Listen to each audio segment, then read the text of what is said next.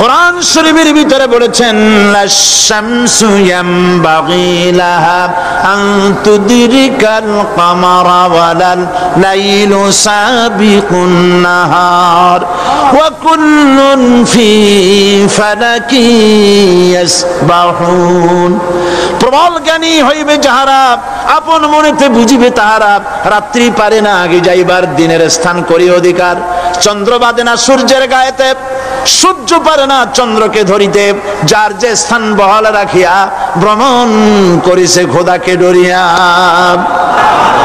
একটি নির্ধারিত সময় সীমা পর্যন্ত আপন আপন কক্ষপথে সব দৌড়াদৌড়ি করবে, কারো সাথে অ্যাক্সিডেন্ট হবে না কারো। ওয়াকুল্লুন ফি ফালাকি ইয়াসবাহুন, যা আছে মহাশূন্যে সব ঘুরতেছে। কে বলে? বলেন সবাই, কে বলছে? কোন সূরা? সূরা ইয়াসিন। আবার শুনুন, আল্লাহ পাক ফয়সালা দিচ্ছেন ঘোরে কেডা? শুধু সূর্য ঘোরে না, শুধু চন্দ্র ঘোরে না, আল্লাহ মহাশূন্যে যা রেখেছেন সব ঘুরতেছে, সবই সন্তরণশীল, সব গতিশীল।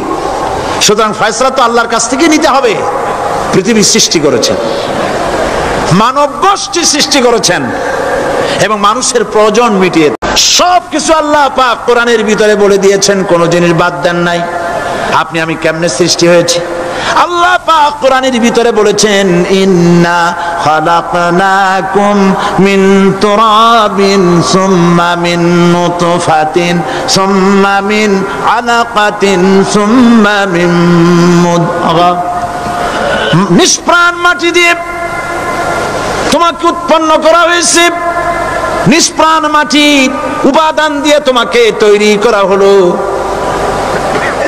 মায়ের পেটের ভিতরে এক ফোঁটা নাপাক পানি জমাট রক্তে পরিণত হয়ে গেল, জমাট রক্ত আস্তে করে গোস্ত পিণ্ড হলো, গোস্ত পিণ্ডকে সুন্দর করে সাজায়া হাড্ডি গুড্ডি বানায়া স্ট্রাকচার তৈরি করে তার উপরে ফাকাসাউনাল ইযামা লাহমা,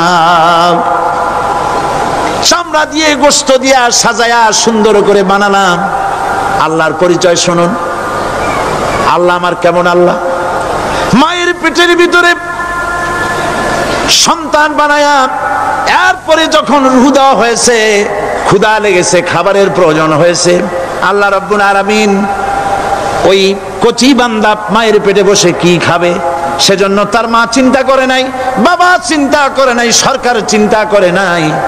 আল্লাহ রাব্বুল আলামিন মায়ের মাসিক অসুখকে বন্ধ করে দিয়ে সন্তানের নাভির সাথে আর মায়ের নাভির সাথে তার লাগায়া, পাইপ লাগায়া মায়ের মাসিক অসুখের রক্তগুলি দিয়ে সন্তানকে বড় বানালেন। মুখ দিয়া এই রক্ত পান করালেন না, মুখটাকে পবিত্র রেখে দিলেন যাতে করে পৃথিবীতে আসার পর ওই মুখ দিয়া আল্লাহ রাব্বুল আলামিনের জিকির করতে পারো। সন্তান মায়ের ভিতরে পেটের ভিতরে বড় হলো, আল্লাহ রাব্বুল আলামিন বলেন মাস দিন যখন পুরা হয়ে গেল, সুম্মা নুখরিজুকুম তিফলা, বাচ্চার আকারে পৃথিবীতে নিয়ে আসলাম। এখন খাবা কি? পৃথিবীতে যখন বাচ্চা এলো তখন তার পেটের সাথে যে সংযোগ ছিল মায়ের নাভির সাথে আর সন্তানের নাভির সাথে, সেই সংযোগ তার আর কি থাকলো? কি করা হলো? কেটে দেওয়া হলো।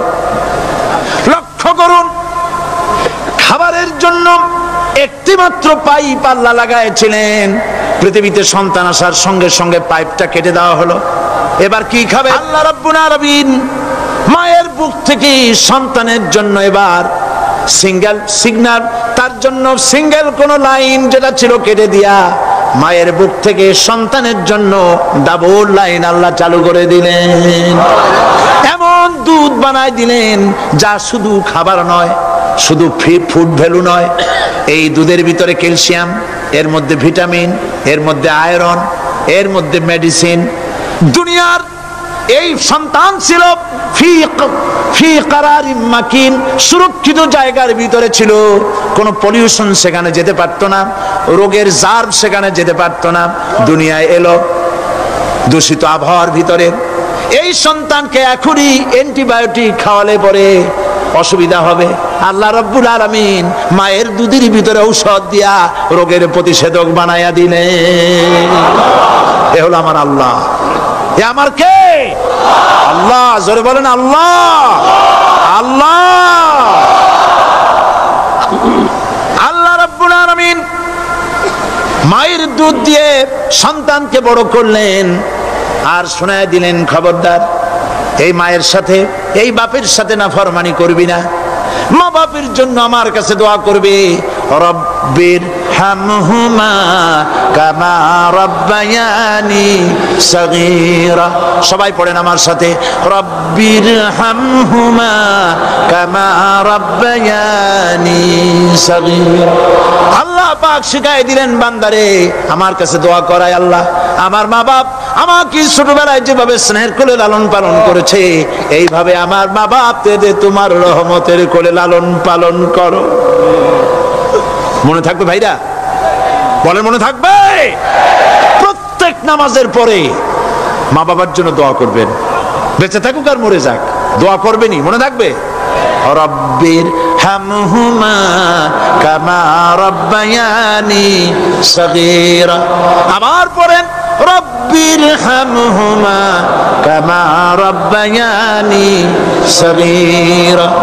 আল্লাহ পাক মায়ের মর্যাদা এত বাড়াইছেন, সাহাবী প্রশ্ন করেছে, ইয়া রাসূলুল্লাহ খেদমত করব কার? হুজুর বলেন তোমার মায়ের, তারপরে কার? তোমার মায়ের, তারপরে কার? তোমার মায়ের, তারপরে কার? তোমার পিতার। বাপের চাইতে মায়ের মর্যাদা আল্লাহ 3 গুণ বাড়াইয়া দিলেন, 3 গুণ বৃদ্ধি করে দিলেন।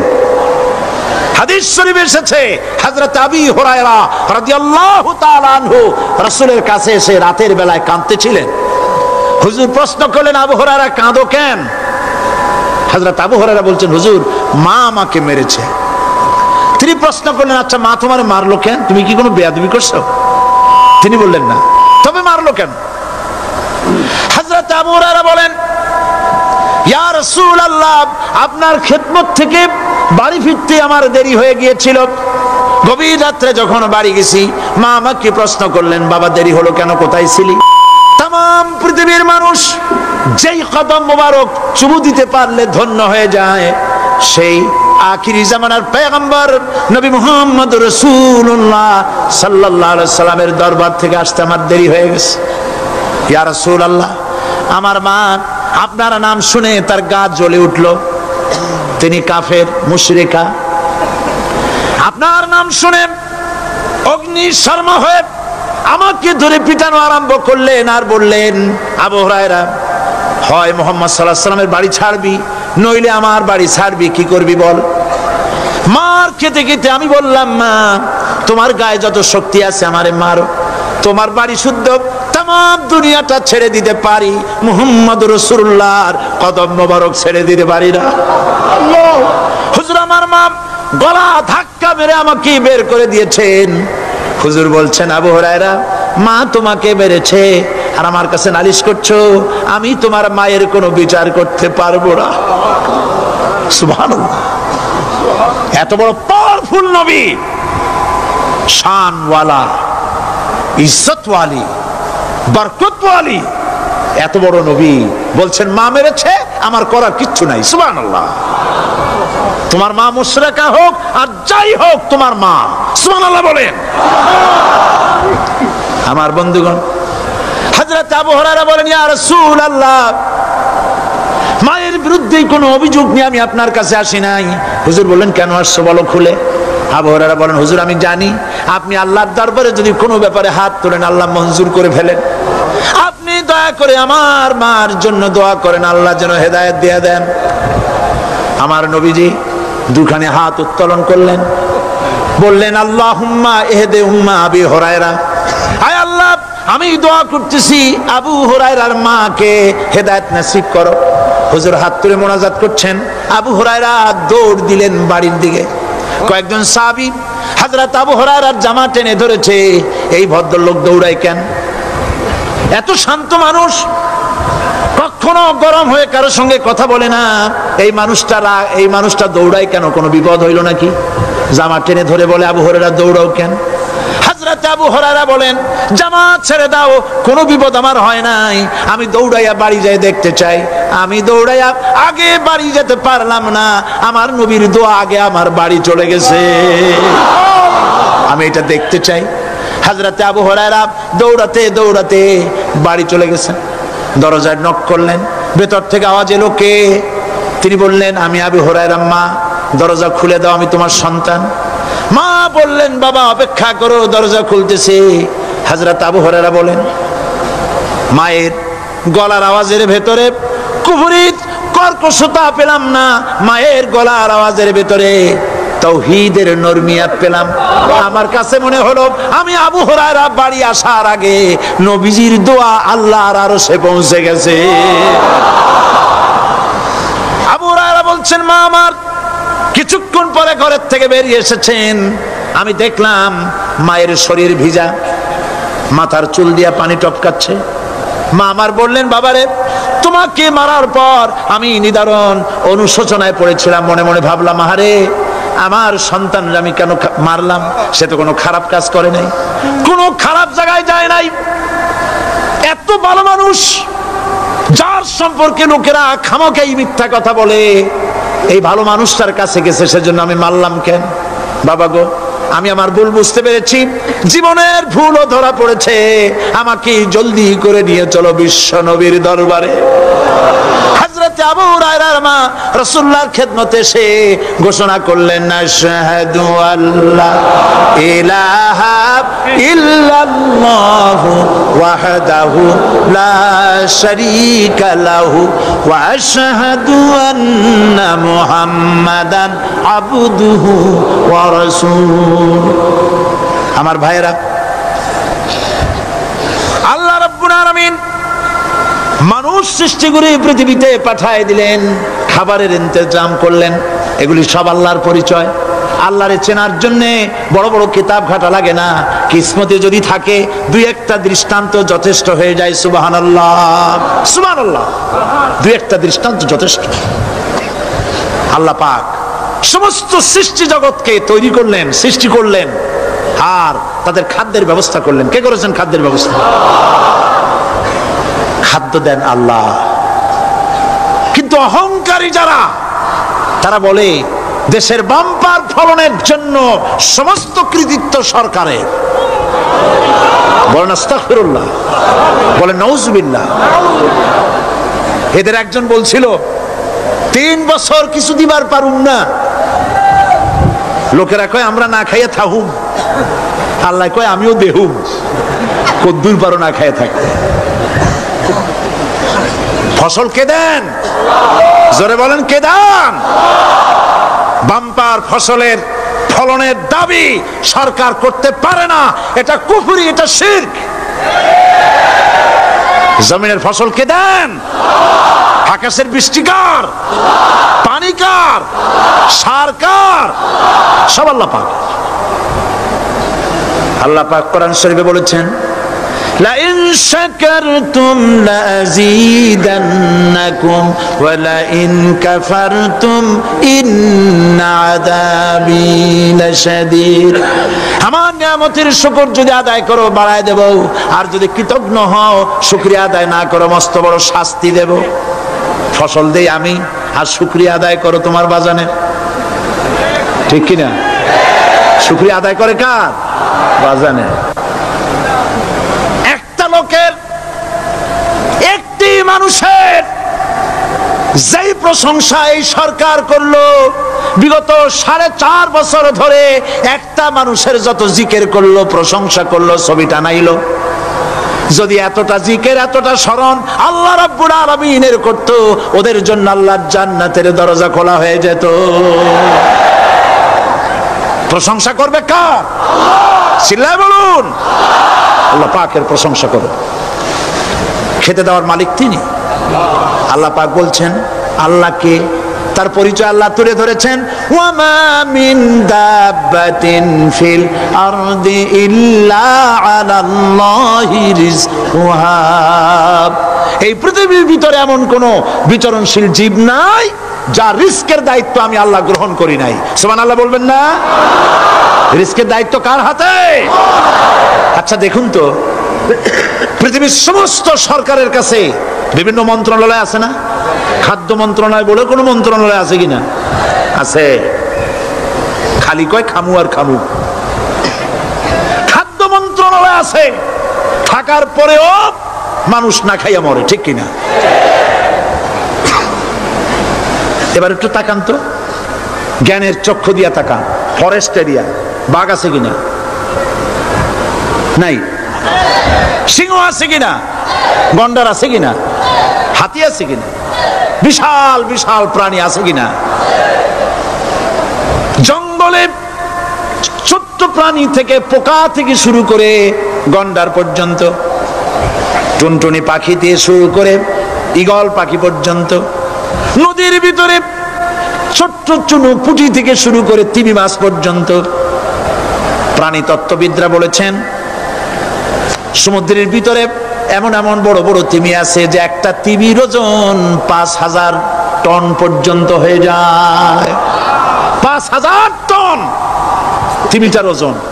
এ যখন বাচ্চা হয় তখন বাচ্চার দৈনিক দুধ লাগে 50 থেকে 60 মণ পর্যন্ত। কে ব্যবস্থা করে? রুহান মান ফেরেশতা। তো ওর মা যেমন বাচ্চা তো সেরকম হবে, ঠিক কিনা? কে দেয় খাবার? এবার দেখেন তো, আপনার দেশের এই জঙ্গলে কত হাতি আছে। হাতিরা মিছিল করে আসছে যে আল্লাহ আমাদের এখন আর খাইতে টাইতে দিতে পারে না, বাংলাদেশের গভর্নমেন্ট কিছু দাও। আসছে না, খাইয়া ক্ষুধার জ্বালায় হাতি মরেছে, বাঘ মরেছে, সিংহ মরেছে। এর কোনো দৃষ্টান্ত আছে? ক্ষুধার জ্বালায় আকাশের উড়ন্ত পাখিরা ছটফট করে মারা গেছে, দৃষ্টান্ত আছে? নদীর মাছেরা ক্ষুধার জ্বালায় ভেসে উঠেছে, না খাইয়া মরে গেছে, দৃষ্টান্ত আছে? মহান আল্লাহ রাব্বুল আলামিন কোরআন শরীফের ভিতরে বলেছেন অনেক প্রাণী এমন আছে যারা তাদের খাদ্যকে সঞ্চয় করে না, খাদ্যকে জমা করে না, আহরণ করে না। সকাল বেলায় একটা খাবার খেলো, দুপুরে কি খাবে তার জানা নাই। শকুন পৃথিবীর মাঝি থেকে 3 মাইল উপরে ওড়ে, তার চোখকে আল্লাহ পাক এত তীক্ষ্ণ বানিয়ে দিয়েছেন। এই চট্টগ্রামের কোথায় মরা গরু আছে 3 মাইল উপর দিয়ে দেখতে পায়? সুবহানাল্লাহ করতে ইচ্ছা করে না। এই প্রাণীগুলি খাবারগুলি কোনো গভর্নমেন্ট জোগাড় করে রাখে নাই। আল্লাহ পাক বলেন সবার খাবার আমি দেই। সকাল বেলায় সমস্ত প্রাণীগুলি, মহাশূন্যে পাখি, পানির ভিতরে মৎস্যরাজি, জঙ্গলের ভিতরে হিংস্র প্রাণী, পোকামাকড় থেকে শুরু করে সবগুলো খালি পেটে সব বেরিয়ে যায়, কারো কোনো খাবারের মজুদ নাই। সন্ধ্যা হতে না হতে সমস্ত প্রাণীগুলির পেট ভরাইয়া আমি আবার যার যার ঘরে ফিরায় দেই। ওয়ামা মিন দাব্বাতিন ফিল আরদি ইল্লা আলাল্লাহি রিজকুহা। সমস্ত প্রাণী রিজকের দায়িত্ব আমি আল্লাহর হাতে। কে দেয় রিজক? জোরে বলুন, কে দেন? আল্লাহ পাক। কি খাবেন সব আল্লাহ জোগাড় করে দিয়েছেন। তরি তরকারি জোগাড় করেছেন, মাছ জোগাড় করেছেন, চাউল দিয়েছেন, খাবার দিয়েছেন, গোশত দিয়েছেন, সব দিয়ে দিয়েছেন। আল্লাহ রাব্বুল আলামিন সমস্ত জিনিস দিয়ে মানুষকে আল্লাহ পাক তার জন্য আল্লাহ সব করেছেন। খালাকালাকুম মা ফিল আরদি জামিআ। এই পৃথিবীতে যা তৈরি করেছে সব তোমার জন্য। এ হচ্ছে আমার আল্লাহ। এ হচ্ছে আমার কে? আল্লাহ। সে আল্লাহ পাক বলছেন, আল্লাহর পরিচয় তিনি স্রষ্টা, তিনি রিজেক দাতা। এবার আইনদাতা কে? আইনদাতা কে? আরো জোরে বলুন। আইনদাতা আল্লাহ হচ্ছে আল্লাহর পরিচয়। ইনিল হুকমু ইল্লা লিল্লাহ আলা লাহুল খালকু ওয়াল আমর। সৃষ্টি যার, আইন চলবে তার। আমার দেশে আল্লাহর আইন চলছে? আমাদের দেশের কল কারখানা, ক্ষেত খামার, অফিস আদালত আল্লাহর আইন অনুযায়ী চলে? চলে না। বরং আল্লাহর আইনকে মুছে ফেলার জন্য, নিজেদের আইন সৃষ্টি করার জন্য প্রচেষ্টা চালানো হচ্ছে। আল্লাহর আইন মানুষের জন্য সব থেকে বেশি উপযোগী, কারণ সৃষ্টি করেছেন কে? বলেন, কে করেছেন? আল্লাহ। প্রত্যেকটি মেশিন আপনি যা কিনবেন, রেডিও হোক, টিভি হোক, যে কোনো যন্ত্র হোক, গাড়ি হোক, তার সাথে একটা লিটারেচার, একটা বই তার সঙ্গে দিয়ে দেওয়া হয়। ওই বইয়ের মধ্যে লেখা থাকে এটা কিভাবে চালানো হবে, অপারেট করা হবে, তার সিস্টেম লেখা থাকে। আপনার ইচ্ছা মতো চালাইলে হবে না। এই মানব গোষ্ঠীকে সৃষ্টি করেছেন। এখন আপনি যদি আপনার আইন মতো চালান, তা কি চলবে? চলবে না। আপনি আপনার আইন মতো চালাচ্ছেন, ভালোভাবে চলতেছে? চলতেছে না। স্বরাষ্ট্রমন্ত্রী বলতেছেন সন্ত্রাসীদেরকে মাটির তলা থেকে খুঁজে বের করা হবে, কিন্তু নাকের উপর দিয়ে ব্রিফকেস চুরি হয়ে যায়, উনি তা ধরতে পারেন না। এই হলো আইন। অনাবরত খুন হচ্ছে, অনাবরত সন্ত্রাসী তৎপরতা চলছে। আর ওনারা বলছেন আগের থেকে এগুলি চলে আসছে, একজনের খুনের বিচার না হইলে এরকম খুন তো হইতেই থাকবে। তাহলে খুনকে, হত্যাকে, সন্ত্রাসকে সরকার জাস্টিফাইড করছেন। নাউজুবিল্লাহি মিন যালিক। এই জন্য আইন হতে হবে আল্লাহর। আইন হতে হবে কার? চিল্লায় বলেন, আল্লাহ পাকের আইন হতে হবে। আমি একদিন পার্লামেন্টে বলেছিলাম, আমার দেশের নেতা নেত্রীরা বারবার হজ করতে যান, উমরা করতে যান, সেখান থেকে আসার সময় কি আনেন? আতর, পাথর, সুরমা আর খুরমা, এই কিছু নিয়ে আসলেন। কিন্তু আমি বলেছি, আপনারা কি কিছু চোখে দেখেন না? পার্লামেন্টে এইভাবে বক্তৃতা করেছে, কিছু চোখে দেখেন না? আমি প্রশ্ন করে আমি আবার জবাব দিচ্ছি,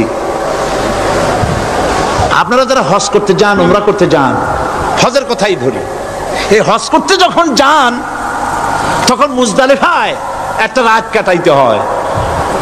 সেটা কোন দিন? ইয়মে আরাফার পরের দিন। এই মাঠে দালান কোঠা আছে, এখানে বেড়া আছে, শামিয়ানা আছে, পর্দা আছে, তাবু আছে, কিচ্ছু নাই। লক্ষ লক্ষ নারী আর পুরুষ পাশাপাশি শুয়ে থাকে, তাও সুবহানাল্লাহ কইতে ইচ্ছা করে না। সারা রাত জনে জনে পুলিশ পাহারাদার নাই। কিরকম মেয়ে এলো, চাঁদের সৌন্দর্য হার মানায় দিতে পারে এরকম সুন্দরী, এরকম সুন্দরী নারী, সুদর্শন পুরুষ পাশাপাশি রাস্তার ধারে মরুভূমির ভিতরে সারা রাত কাটাচ্ছে। ইয়মে আরাফার পরের রাতটা, একটা রাত পুরা। এভাবে চলতেছে বছরের পর বছর, শতাব্দীর পর শতাব্দী, সহস্রাব্দীর পরে সহস্রাব্দী। আমি প্রশ্ন করি, পৃথিবীর ইতিহাসে কেউ কি এমন কথা বলতে পেরেছে, লিখতে পেরেছে যে মুজদালিফার রাতে সেখান থেকে 10টা নারী হাইজ্যাক হয়েছে, 5টা নারী লাঞ্ছিত হয়েছে? বলতে পারবে? গভীর রাত্রে পুরুষ সঙ্গী ছাড়া সুন্দরী রমণী, যুবতী রমণী একাকিনী নিজের ঘর ছেড়ে আল্লাহর ঘরে তাওয়াফ করতে আসে। তাওয়াফ সেরে তাহাজ্জুদের নামাজ পড়ে আল্লাহর কাছে মোনাজাত করে একা একা হাজার হাজার লাখো পুরুষের ভিতর থেকে আপন ঘরে ফিরে যায়। কারো বাবার হিম্মত নাই, একবার তাকায় সে তো রূপ উপভোগ করার জন্য আবার তাকায়, অথবা তার আঁচল ধরে টান মারে। আছে ইতিহাস? কথা কন না কেন? সুন্দরী একটা মাইয়া মক্কা থেকে, মদিনা থেকে পাওয়া যায় না, 15 দিন হয়ে গেছে। হয়েছে কখনো? এবার জবাব দেন, কেন হয় না? কেন হয় না? আমার দেশের মেয়েরা রাস্তা দিয়ে হাঁটতে পারে না। হাই স্কুল মেয়েদের, হাই স্কুল মেয়েদের কলেজ যখন ছুটি হয়, তথাকথিত সোনার ছেলেরা গেটের সামনে এতিমের মতো কাড়ায় থাকে। অনবরত হাইজ্যাক হচ্ছে, ধর্ষণের সেঞ্চুরি হচ্ছে। আর ওখানে হয় না কেন? ওখানে হয় না এই কারণে, এই কোরআনের আইন আল্লাহ রাব্বুল আলামিন যে আইন দিয়েছেন, ওখানে আইন বলবৎ আছে। আছে নাকি? আছে কিনা? কোন পুরুষ কোন নারীকে ধর্ষণ করেছে যদি প্রমাণিত হয়, সে যদি ফাহাদের ছেলে হয় আর ফাহাদের মেয়ে হয়, কোরআনের শাস্তি হলো পাথর মেরে উড়াইয়া দাও। তাকে জানিয়ে দেওয়া হবে রেডিও টিভির মাধ্যমে, জেনাকারের ব্যভিচারীর শাস্তি হবে। চতুর্দিকে হাজারো লোকেরা দাঁড়াবে, হাতে পাথর নিয়ে পাথর মেরে তাকে তার গোশত হাড্ডি বাতাসের সাথে উড়ায় দেবে। একজন মানুষ আর একজন মানুষকে খুন করলো, এই আসামি ধরা পড়ে গেল, কোরআনের শাস্তি হলো যখন ধরা পড়বে প্রমাণিত হবে যেমন ভাবে হত্যা করেছে পরেও হত্যা করো। এই দৃশ্য, এই আইন যদি বাংলাদেশে যদি এই আইন চালু হয়ে যেত, খুনের আসামি ধরা পড়েছে জেনার আসামি, প্রকাশ্য ময়দানে এলো, সাক্ষী প্রমাণে কোর্টে প্রমাণিত হলো সত্যি সে খুনি। এই বিশাল আউটার স্টেডিয়ামের মাঝখানে খুনি কি দাঁড় করাও, চতুর্দিকে হাজারো লাখো মানুষ থাকুক, রেডিও টিভির ক্যামেরা কার্যকর হবে, পত্র পত্রিকার সাংবাদিকরা আসবে, তরবারির এক আঘাতে খুনির কল্লাটা উড়ায় দাও, দেহটা নিঃসার হয়ে জমিনে পড়ে যাবে। এই দৃশ্য যারা দেখবে সচক্ষে, রেডিওতে, পত্র পত্রিকায়, আর 1 বছরের ভেতরে খুন করার হিম্মত কারো কলিজায় উঠবে? জেনাকারের পাথর মেরে উড়িয়ে দেওয়ার শাস্তি যদি চোখে কেউ দেখে, জেনা করার পুলক আর জাগবে? এটা নাম আল্লাহর আইন। এই আইন কার? এই আইন যতদিন পর্যন্ত বাংলার মানুষের, মুসলমানদের উপরে কার্যকরী না হচ্ছে, এই দেশে কার্যকরী না হবে, ততদিন পর্যন্ত হত্যা, ধর্ষণ, খুন বন্ধ হবে না। বন্ধ হবে। সুতরাং এই আইন হচ্ছে কার? আরো জোরে বলেন, আল্লাহ রাব্বুল আলামিন। মহান আল্লাহ রাব্বুল আলামিনের এই আইন অনুযায়ী যদি দেশ চলে, মানুষ শান্তি পাবে, চুরি বন্ধ হবে, ডাকাতি বন্ধ হবে, জেনা বন্ধ হবে, হত্যা ধর্ষণ বন্ধ হয়ে যাবে। নবীজি এমন একটি আইন চালু করে দিয়ে, কোরআনের বিধান চালু করে দিয়ে এমন একটা সমাজ চালু করেছিলেন, যেই সমাজ সম্পর্কে হুজুর নিজে বলেছেন, খায়রুল কুরুনে কারনি, সর্বশ্রেষ্ঠ যুগ হলো কার যুগ? আমার যুগ। সুবহানাল্লাহ বলেন। রাসূলের যুগ হলো সর্বশ্রেষ্ঠ যুগ। সেই কোরআন, সেই হাদিস আজও আছে না নাই? বলেন জোরে, আজও আছে না নাই? সেই কোরআন এবং সুন্নাহ দিয়ে দেশ শাসন হোক, এটা কি আমরা চাই? কারা কারা চাই? দু হাত উঁচু করে দেখান।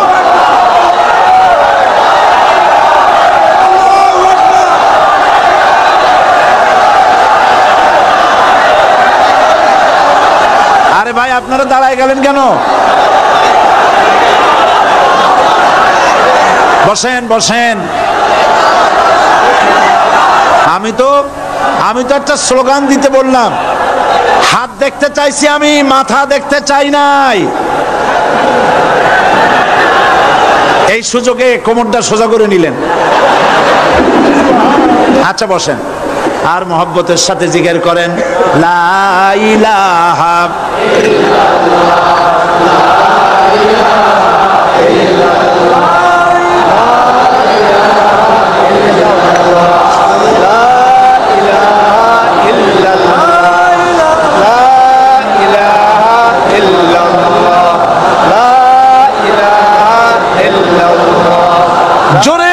সবাই জিকির করেন, লা ইলাহা ইল্লাল্লাহ, লা ইলাহা ইল্লাল্লাহ, লা ইলাহা ইল্লাল্লাহ, লা ইলাহা ইল্লাল্লাহু মুহাম্মাদুর রাসূলুল্লাহ। বসুন, আমরা মুনাজাত করব। আল্লাহ রাব্বুল আলামিন আয়াতুল কুরসির ভিতরে আল্লাহর সার্বভৌমত্বের কথা বলেছেন, আল্লাহু লা ইলাহা ইল্লা হুয়াল হাইয়ুল কাইয়্যুম।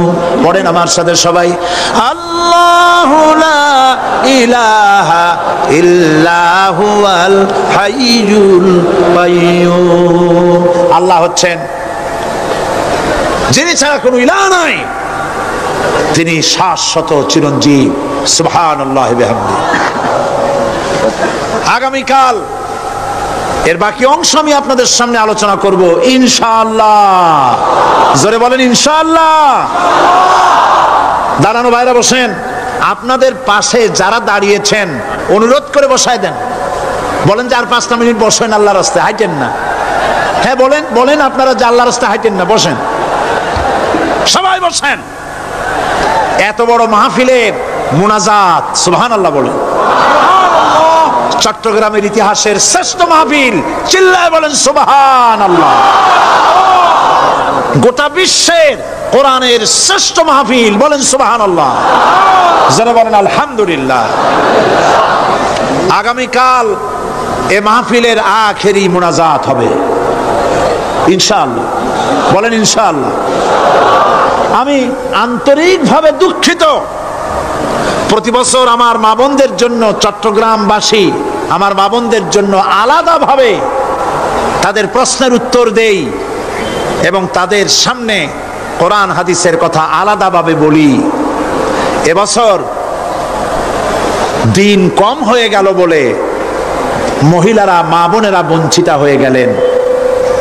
শিশু কিশোরদের জন্য আলাদাভাবে সমাবেশ করা হয়, তাও বঞ্চিত হয়ে গেল। এই বিশাল তাফসীরুল কোরআন মাহফিলের বরকত থেকে চিটাগংবাসীকে যারা বঞ্চিত করলো, আল্লাহ তাদের হেদায়েত নসিব করে দিয়ে। যদি হৃদয় থাকে, যদি হৃদয় বলে কিছু থাকে, বিবেক বলে যদি কিছু থাকে, আর শরীর যদি মুসলমানের পিওর রক্ত থাকে, তাহলে বাড়ি বসে অনুশোচনা করা উচিত, চোখের পানি ফেলানো উচিত ওই সব লোকের যারা এই বরকতপূর্ণ মাহফিলকে বাধা দিয়েছে। আর যাদের কলজার মধ্যে আল্লাহ মোহর মেরে দিয়েছে, এগুলোর তো হেদায়েত হবে না। যাদেরকে আল্লাহ পাক তৈরি করেছেন জাহান্নামের জন্য, ওদের কাছে মাহফিল অসহ্য, সহ্যই হবে না। নাউজুবিল্লাহ বলেন। চট্টগ্রামবাসীর জন্য তাফসীরুল কোরআন মাহফিল নিয়ামত। এই নিয়ামত কিয়ামত পর্যন্ত আল্লাহ টিকায় রাখুন, বলি আমিন। আগামীকালের আখেরি মোনাজাতে সমস্ত মুসলমান চতুর্দিক থেকে আল্লাহ পাকের নারা লাগাতে লাগাতে আসবেন। আল্লাহু আকবার, নারায়ে তাকবীর।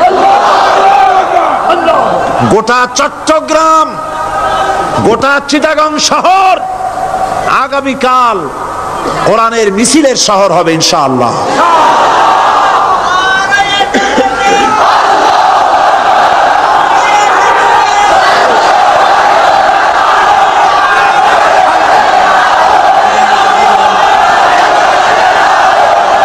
সকল ধন এবং সম্পদের মূল মালিক হচ্ছেন আল্লাহ পাক।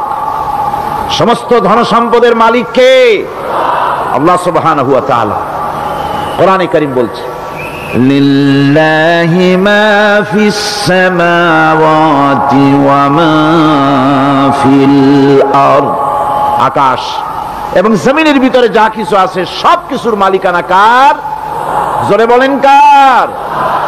আল্লাহ রাব্বুল আলামিন হচ্ছেন এর একচ্ছত্র মালিক। সুতরাং বান্দাদের কাছে কিছুদিনের জন্য এগুলিকে আমানত রাখা হয়েছে। আমাদের ঘর আছে, বাড়ি আছে, ব্যবসা আছে, বাণিজ্য আছে, জায়গা আছে, জমিন আছে, গরু আছে, বাছুর আছে, এই সবগুলি কিছুদিনের জন্য আমাদের কাছে কি রাখা হয়েছে? আমানত। আমানতের মাল আপনি আপনার ইচ্ছা মতো খরচ করতে পারবেন না। আমানতের মাল কি ইচ্ছা মতো খরচ করা যায়? যায় না। আমানতের মালকে খরচ করতে হলে মূল মালিকের ইচ্ছা অনুযায়ী খরচ করতে হবে। মূল মালিককে আল্লাহ রাব্বুল আলামিন বলছেন, ইন্নাল্লাহা আশতারা মিনাল মুমিনিনা আনফুসাহুম ওয়া আমওয়ালাহুম বিআন্না লাহুমুল জান্নাহ। আমি আমার মুমিনের জান এবং মালকে খরিদ করে নিয়েছি, বিনিময় জান্নাত দিয়ে দিয়েছি। তোমার কাছে যে জান আছে, মাল আছে, এটা তোমার নয়, এটা আমার আমানত তোমার কাছে। সুতরাং এই আমানত খরচ করতে হবে মূল মালিকের ইচ্ছা অনুযায়ী। সমাজের এক শ্রেণীর লোক প্রচুর বিত্তের মালিক হবে, সমাজের এক শ্রেণীর লোক প্রচুর বিত্ত এবং সম্পদের মালিক হয়ে ভোগ বিলাসের আনন্দের স্রোতে ভেসে যেতে থাকবে, নিজেকে ভাসিয়ে দেবে। আর এক শ্রেণীর লোক অনাহারে অর্ধাহারে কষ্ট করবে। এ বিধান ইসলামের নয়। কেউ থাকবে 10 তলায় আর কেউ থাকবে গাছতলায়, কেউ খাবে পোলাও কোরমা বিরিয়ানি আর কারো কিসমতে মরিচ পোলাও হবে না। এ বিধান আল্লাহর নয়। ইসলামের বিধান হচ্ছে এই যে আল্লাহ যে সব সম্পদ মানুষকে দান করেছেন, এই সম্পদের ভিতরে বিত্তহীনদের অধিকার রাখা হয়েছে। বিত্তহীন যারা গরিব, যাদের কিছু নাই, তারা আপনার করুণার পাত্র নয়। কি বলেন, তারা কি ধনীদের করুণার পাত্র? কোরআনে কারিমে আল্লাহ বলেন, ওয়াল্লাযীনা ফী আমওয়ালিহিম হাক্কুন লিস-সাইলি ওয়াল মাহরুম। ধনীদের সম্পদের ভেতরে গরিবদের, বিত্তহীনদের অধিকার রয়েছে। সে অধিকার আদায় করে দাও। দান করা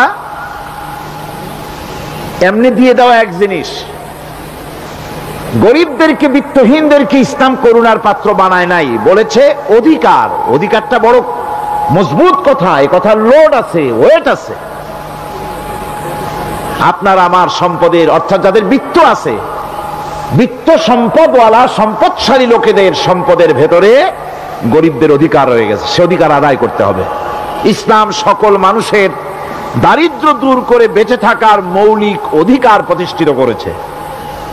রাসূল করিম সাল্লাল্লাহু আলাইহি ওয়াসাল্লাম বলেছেন, লাইসা লি ইবনি আদম হাক্কুন সিওয়া হাযিহিল খিসাল, বাইতুন ইয়াসকুনুহু ওয়া সাওবুন ইউয়ারি আওরাতাহু ওয়া জালফাল খুবজি ওয়াল মা, আখরাজাহু তিরমিজি। তিরমিজি শরীফের হাদিসের ভিতরে এসেছে, রাসূল করিম সাল্লাল্লাহু আলাইহি ওয়াসাল্লাম বলেছেন, প্রত্যেকটি বনি আদমের তার বাস করার জন্য একটা গৃহ, এবং লজ্জা ঢাকার জন্য, শীত নিবারণের জন্য তার বস্ত্র, আর ক্ষুধা মিটাবার জন্য তার পানি আর রুটি ইত্যাদির ব্যবস্থা করতে হবে। চাই সে মুসলমান হোক আর হিন্দু হোক আর খ্রিস্টান হোক, বনি আদম, আদমের সন্তান যে মানুষ, যে তার এই অধিকার ইসলাম প্রতিষ্ঠিত করেছে। আজ বলা হচ্ছে খাদ্য বস্ত্র বাসস্থান সমাধান দেবে অমুকরা তমুকরা, এরকমের স্লোগান হয় না? ওরা দিতে পারবে না, ওরা দিতে পারে নাই। খাদ্য বস্ত্র শিক্ষা চিকিৎসা বাসস্থানের গ্যারান্টি দিয়েছে কোরআন, দিয়েছে আল্লাহ রসুল জনাবে মুহাম্মদ রাসূলুল্লাহ সাল্লাল্লাহু আলাইহি ওয়াসাল্লাম। ইসলাম অর্থনৈতিক নিরাপত্তার জন্য যে সব পন্থা অবলম্বন করেছে, সেটা হচ্ছে যে সমাজের কর্মক্ষম সকল ব্যক্তি রুজির জন্য পরিশ্রম করবে, কেউ বসে থাকতে পারবে না। এটা হচ্ছে ইসলামের নিয়ম, কেউ বসে থাকতে পারবে না। কোরআনে কারীম বলছে, ফাইযা কুদিয়াতিস সালাতু ফান্তাশিরু ফিল আরদ ওয়াবতাগু মিন ফাদলিল্লাহ। ফাইযা কুদিয়াতিস সালাত, যখন তোমার নামাজ সম্পূর্ণ হয়ে গেল, ফান্তাশিরু ফিল আরদ, ছড়িয়ে পড়ো আমার জমিনের উপরে, ওয়াবতাগু মিন ফাদলিল্লাহ, আর আমার অনুগ্রহ অনুসন্ধান করো। রুজি কামানো কোনো খারাপ জিনিস না। কেউ মনে করে সারাদিন বসে বসে আল্লাহর জিকির করব, কেউ দুনিয়াটারে ঝামেলা মনে করে জঙ্গলে চলে যেতে চায়।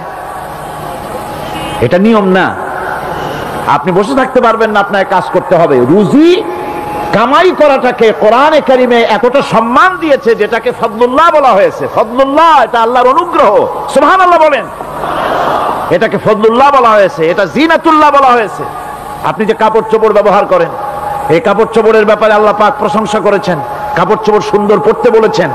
তারপরে রুজি রোজগার হালাল করতে বলা হয়েছে, এবং রুজি কামাবার ব্যাপারে হালাল ভাবে রুজি কামাবার জন্য ইন্সপিরেশন দেওয়া হয়েছে কোরআন এবং হাদিসে। রাসূল করিম সাল্লাল্লাহু আলাইহি সাল্লাম বলেছেন, আল কাসিবু হাবিবুল্লাহ, সহস্তে যে উপার্জন করে সে আল্লাহর বন্ধু। যে ব্যক্তি ঠেলা গাড়ি চালায়, কুলি মজুর, রিকশা চালায়, নিন্দা নাই, তাকে নিন্দা করা যাবে না। রিকশাওয়ালাও একটা গুরুত্বপূর্ণ দায়িত্ব পালন করছে। কুমার, কামার, তাঁতি, জেলে, ধোপা, নাপিত সবাই কাজ করছে। প্রত্যেক কাজের সম্মান ইসলাম দেয়। সুবহানাল্লাহ। সমস্ত কাজের সম্মান আছে, শুধুমাত্র সম্মান নাই চুরির কাজের, ডাকাতির কাজের, সন্ত্রাসের কাজের, চাঁদাবাজির কাজের, মাস্তানির কাজের। এই সব কাজ নিন্দনীয় এবং এই সব কাজ নিতান্ত বাজে কাজ। এ কাজের কোনো সম্মান নাই। সম্মান হচ্ছে নিজের হাতে কামাই করে সারা দিনে এক মুঠো খাবারও যদি খান, আপনার খাবারের চাইতে হালাল খাবার কারো হতে পারে না। আল্লাহর বন্ধু সোজা কথা না। আল কাসিবু হাবিবুল্লাহ, সহস্ত উপার্জনের এত বরকত। সেজন্য অর্থনৈতিক নিরাপত্তার জন্য সমাজের প্রত্যেকটি কর্মক্ষম লোককে কাজ করতে হবে। কি করতে হবে? নামাজ পড়া হয়ে গেছে, এখন আর বসে থাকা চলবে না, নেমে পড়ুন কাজের জন্যে, আল্লাহর অনুগ্রহ অনুসন্ধান করুন। এরপরে আল্লাহ পাক বলছেন, আমার অনুগ্রহ রুজি কামাও, আর রুজি কামাবার সময় ওয়াজকুরুল্লাহ যিকরান কাসীরা লাআল্লাকুম তুফলিহুন। আর জিকির করবা আমার বেশি, আমার জিকির করবা। বলা হচ্ছে রুজি অনুসন্ধান করো, আর বলা হচ্ছে আমার জিকির করো। তো জিকির আর রুজি সন্ধানের ভিতরে সামঞ্জস্য কি? সামঞ্জস্যটা হচ্ছে এই যে আপনি যখন উযকুরুল্লাহ কাসীরান, আপনাকে বেশি করে জিকির করতে হবে। জিকির মানে কি? স্মরণ করা। জিকির মানে কি? স্মরণ করা। আল্লাহকে স্মরণ করেন। রুজি যখন কামাতে যাবেন স্মরণ করবেন কারে? চিল্লায় কোন কারে? আপনি রুজি কামাবার জন্য চাকরি করতেছেন, অফিসে বসে যদি আল্লাহ রাব্বুল আলামিন আপনার স্মরণে থাকে, তাহলে ঘুষ খাওয়া আপনার জন্য সম্ভব হবে না। কথা ঠিক কিনা? আল্লাহ পাক বলছেন, রুজি কামাবার জন্য তুমি যে পরিশ্রম করবে, ওই পরিশ্রমের সময় বেশি বেশি জিকির করো, আমারে স্মরণ রাখো। অফিসে বসে যখন তুমি কাজ করবে, আমি যদি স্মরণে থাকি, তাহলে তুমি ঘুষ খাইতে পারবে না। তুমি জমিন চাষ করবে, জমিন চাষ করার সময় আমি যদি তোমার স্মরণে থাকি, জমিনের আইল ঠেলা তোমার পক্ষে সম্ভব হবে না। যত রকমের রুজির রোজগারের পথ আছে, আমাকে স্মরণ করো, খারাপ পথ থেকে বাঁচো, হালাল ভাবে রুজি কামাও। হালাল রুজির ভিতরে আল্লাহ রব্বুল আলামিন বরকত দিয়া দিবেন। আর কাজ করার জন্য বলা হয়েছে। রাসূল করিম সাল্লাল্লাহু আলাইহি ওয়াসাল্লাম বলেছেন, ইজা সাল্লাইতুমুল ফাজরা ফালা তানুমু আন তালবি আরযাকিকুম। ফজরের নামাজ পড়া হয়ে গেছে, ঘুমায়ও না। আমাদের একটা আম অভ্যাস হয়ে গেছে ফজরের নামাজ পড়ে ঘুমানো। হাদিস শরীফে বলা হচ্ছে, ফজরের নামাজ পড়া হয়ে গেছে, ঘুমায়ও না। রুজি তালাশ করো, রিজিক তালাশ করো, নিজের সাহায্য করো, অন্যকে সাহায্য করো, নিজের সংসারের জন্য কাজ করো, অন্যের জন্যও করো। হালাল ভাবে রুজি কামাই করে বউকে একটা ব্লাউজ কিনে দিয়েছেন, একটা শাড়ি কিনে দিয়েছেন, বাচ্চাকে ক্লাসের বই কিনে দিয়েছেন, বাজার থেকে মাছ তরিতরকারি কিনে। অক্ষম ব্যক্তিদেরকে সহযোগিতা করবে, যারা নাকি উপার্জন করতে পারে না, ওই জাতীয় লোকদেরকে তারা সহযোগিতা করবে। ওয়াকফুলু গানিয়ুহুম ফাকিরাহুম, সেই সমাজের যারা নাকি সামর্থ্যবান, তারা রোজগার করবে এবং গরিবদেরকে সহযোগিতা করবে। আল্লাহর নবী বলেছেন, সে ব্যক্তি মুমিন নয়, সে ব্যক্তি মুমিন নয়, সেই ব্যক্তি মুমিন নয়। সাহাবায়ে কিরাম হতচকিত হয়ে উঠলেন, প্রশ্ন করলেন, নবীজি কোন ব্যক্তি মুমিন নয়? আল্লাহর নবী বলেন, যেই ব্যক্তি পেট পুরে আরাম করে ঘুমায় গেল, এ কথা জানার পর যে তার প্রতিবেশী না খেয়ে শুয়ে আছে, ক্ষুধার যন্ত্রণায় কাতরাচ্ছে, এ কথা জানার পরে যেই মুসলমান ব্যক্তি আরাম করে পেট ভরে খেয়ে ঘুমায়, সে কখনো মুমিনের দাবি করতে পারে না, মুমিন হতে পারে না। কত বড় কথা! ইসলাম মানুষকে তাগিদ করেছে তার প্রতিবেশীর উপরে লক্ষ্য রাখার জন্য, তার প্রতিবেশীকে লক্ষ্য রাখার জন্য, গরিব মানুষের প্রতি লক্ষ্য রাখার জন্য। রাসূল করিম সাল্লাল্লাহু আলাইহি ওয়াসাল্লাম বলছেন, আইয়ু রাজুলিন মাতা দিয়ান বাইনা আগনিয়ায়ে ফাকাদ বারিয়াত মিনহুম জিম্মাতুল্লাহি ওয়া রাসূলিহি। আল্লাহর নবী বলেন, কোন ধনী ব্যক্তিদের মাঝে কোন গরিব প্রতিবেশী যদি না খেয়ে মারা যায়, তাহলে ওই এলাকার বিত্তশালী লোকদের সাথে আল্লাহর সমস্ত সম্পর্ক, রসুলের সব সম্পর্ক ছিন্ন হয়ে যায়। কে বলতে পেরেছে এত বড় কথা?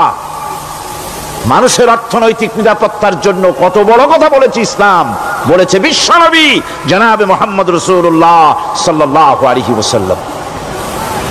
আল্লাহ রাব্বুল আলামিন বলেন,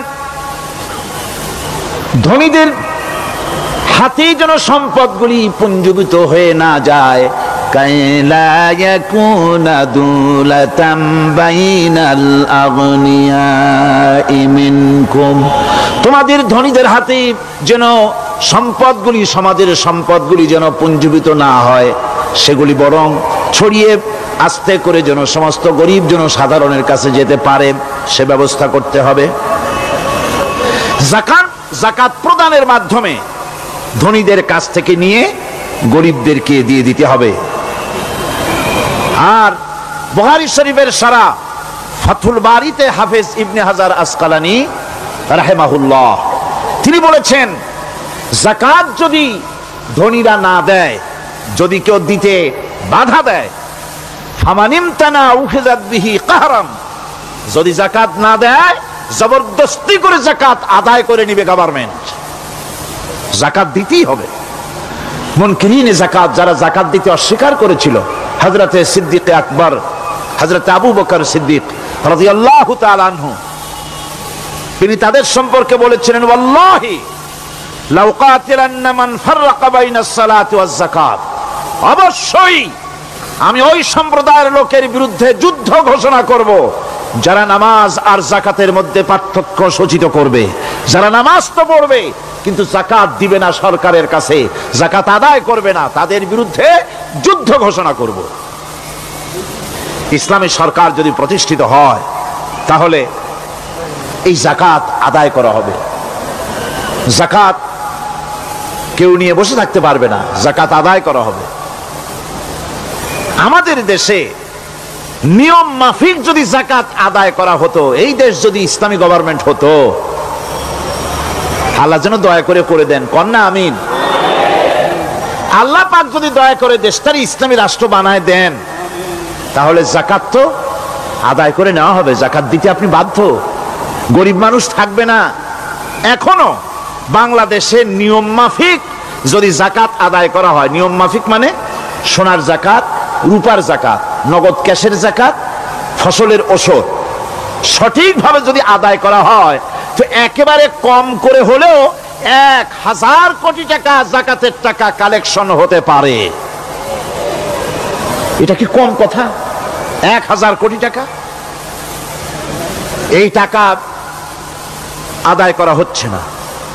এই টাকা আদায় না করার কারণে যে শূন্যতার সৃষ্টি হচ্ছে, এই ভ্যাকুয়ামকে পূর্ণ করার জন্য এগিয়ে এসেছে 7 সমুদ্র 13 নদীর উপর থেকে এনজিওরা। এনজিওরা এসে আমাদের দেশে, সব এনজিও খারাপ আমি তা বলি না, বহু এনজিও আছে যারা এদেশের উন্নয়নের, আর্থসামাজিক উন্নয়নের জন্য তারা প্রচেষ্টা করছে, রাস্তাঘাট, স্কুল কলেজ, চিকিৎসা ইত্যাদির দিকে কাজ করছে। যতগুলি এনজিও আমাদের দেশে আছে, তার ভিতরে 52টা এনজিও গোনা বাছা যারা ইসলামের প্রকাশ্য দুশমন, আর এর শীর্ষস্থানে আছে ব্রাক। এই এনজিও গুলি তারা আমাদের দেশে এসে সুদি কারবার শুরু করেছে, পরিপূর্ণভাবে সুদের কারবার। ব্যাংকের থেকে যদি আপনি লোন নেন, তাহলে 15 or 17% ইন্টারেস্ট দিতে হবে। আর ওদের কাছ থেকে যে সুদ, যে টাকা নেওয়া হয়, সেই টাকায় গ্রামীণ ব্যাংক থেকে শুরু করে ব্রাক বলেন, কারিতাস বলেন, অক্সফাম বলেন, অ্যাডাপ বলেন, যেগুলি আছে, এগুলি সুদ নেয় 30 থেকে 34% পর্যন্ত। গোটা জাতিকে গ্রাম পর্যায়ে তারা সুদের নিবিড় চাষ করতেছে, ঘরে ঘরে সুদ পৌঁছে দিয়েছে, মুসলমান নারীদেরকে বেহুরমতি করেছে, ইসলামের ঐতিহ্য ধ্বংস করতেছে, নারীদেরকে বিপর্দা করতেছে, আমার দেশের ফ্যামিলি স্ট্রাকচারকে এনজিওরা ধ্বংস করে দিচ্ছে।